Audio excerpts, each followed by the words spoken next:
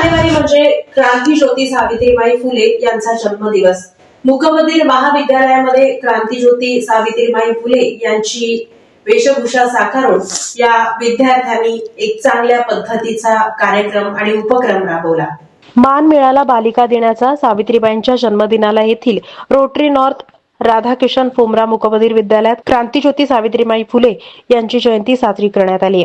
प्रारंभी उपस्थितांचं स्वागत आणि कार्यक्रमाचं प्रास्ताविक शाळेच्या मुख्याध्यापिका क्षितिजा काताळे यांनी केलं।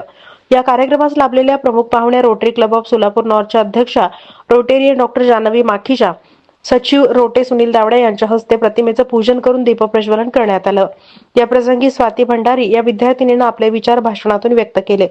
3 जानेवारी हा दिवस सावित्रीबाईंचा जन्मदिवस अर्थात बालिका दिवस म्हणून साजरा केला जातो। या निमित्तानं शाळेतल्या बालिकांना शालेय साहित्य देण्यात आलं।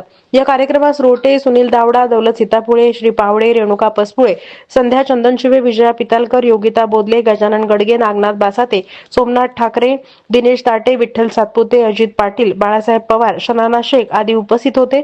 कार्यक्रमाचे आभार गंगाधर मधभावी यांनी मानले।